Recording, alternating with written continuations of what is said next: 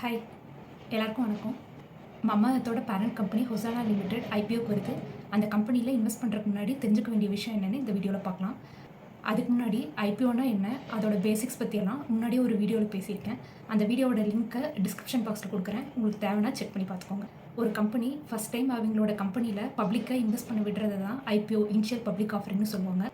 அதுக்காக என்ன பண்ணுவாங்கன்னா, அவங்க கம்பெனியை நிறைய பங்குகளாக பிரித்து ஒவ்வொரு பங்கோட விலை இவ்வளோன்னு சொல்லிடுவாங்க. அப்படி மம்மாயத்தோட ஒரு பங்கோட விலை வந்து இந்த ரேஞ்சில் இருக்கும். அதாவது 308லேருந்து 324 வரைக்கும் இருக்குன்னு சொல்லுவாங்க. அதில் உங்களுக்கு எந்த விலை கரெக்டாக தோணுதோ அந்த விலையில் ஷேர்ஸை வாங்கிக்கலாம். அப்படி பங்குகளை வாங்கும்போது ஒரு பங்காக வாங்க முடியாது, 46 பங்கு 46 தான் வாங்க முடியும். ஸோ நீங்கள் இப்போ 324 ருபீஸ்க்கு வாங்கணும்னு முடிவு பண்ணிட்டீங்கன்னா 324 × 46 14,000 ருபீஸ் வச்சு நீங்கள் ஐபிஓவில் பார்ட்டிசிபேட் பண்ணலாம்.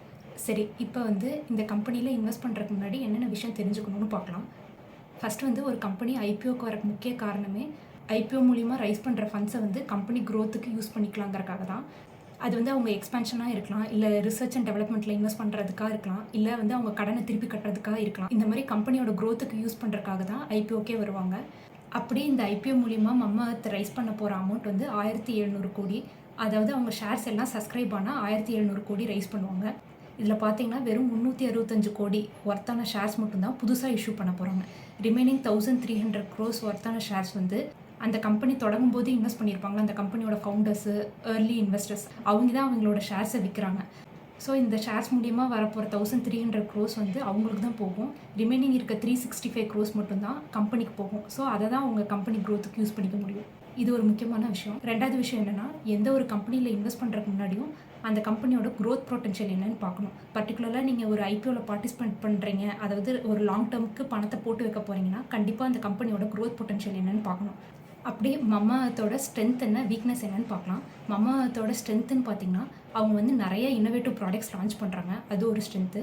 அப்புறம் அவங்க டிஸ்ட்ரிபியூஷன் நெட்வொர்க் வந்து ரொம்ப ஸ்ட்ராங்காக இருக்குது. அதாவது அவங்க ஆன்லைன்லேயும் சேல் பண்ணுறாங்க, ஆஃப்லைன்லேயும் சேல் பண்ணுறாங்க. ஸோ அதெல்லாம் ஸ்ட்ரென்த்து. வீக்னஸ்ன்னு பார்த்தீங்கன்னா, மம்மாத் வந்து எந்த ஒரு ப்ராடக்ட்டும் அவங்க சொந்தமாக மேனுஃபேக்சர் பண்ணல, எல்லாத்தையும் தேர்ட் பார்ட்டி மேனுஃபேக்சரர்ஸ் மூலியமாக தான் மேனுஃபேக்சர் பண்ணுறாங்க. ஸோ அவங்க கூட இருக்க பார்ட்னர்ஷிப் கரெக்டாக இருந்தால் தான் கம்பெனியோட க்ரோத் வந்து ஸ்டெடியாக இருக்கும். இன்னொரு விஷயம் என்னென்னா, கம்பெனியோட முக்கால்வாசி எக்ஸ்பென்ஸ் வந்து அட்வர்டைஸ்மெண்ட்டில் தான் போகுது. நீங்கள் கூட பார்த்துருப்பீங்க, நிறையா சோஷியல் மீடியா இன்ஃப்ளூயன்சர்ஸ், செலிப்ரிட்டிஸ்லாம் மம்மாத்தோட ப்ராடக்ட்ஸை ப்ரமோட் பண்ணுவாங்க. எந்த ஒரு புது கம்பெனியும், அதுவும் பர்டிகுலராக மம்மாத் மாதிரி பியூட்டி கேட்டகரியில் இருக்கும்போது அவங்க இந்த மாதிரி அட்வர்டைஸ்மெண்ட்டில் ஸ்பெண்ட் பண்ணி தான் அவங்க பிராண்டை வளர்த்துக்க முடியும். அது கரெக்டு தான். ஆனால் வந்து over the period of time அவங்க அட்வர்டைஸ்மெண்ட் எக்ஸ்பென்ஸை குறைக்கும் போது அவங்க சேல்ஸ் வந்து குறையாமல் இருக்கணும். இல்லாட்டி அவங்க வந்து அட்வர்டைஸ்மெண்ட்டுக்கு ஸ்பெண்ட் பண்ணி சேல் வர வைக்கிற மாதிரி இருக்கும். ஸோ ஃப்யூச்சரில் இப்போ மம்மாத் வந்து அவங்க அட்வர்டைஸ்மெண்ட் எக்ஸ்பென்ஸை குறைக்கும் போது சேல்ஸ் ஸ்டெடியாக இருக்குமான்னு யோசிக்கணும். அதுவும் இல்லாமல் அவங்க என்ன சொல்லியிருக்காங்கன்னா, இந்த ஐபிஓ மூலிமா ரைஸ் பண்ணுற அமௌண்ட்டில் கிட்டத்தட்ட 50% ஆஃப் த அமௌண்ட் அவங்க அட்வர்டைஸ்மெண்ட்டில் தான் போட போகிறேன்னு சொல்கிறாங்க.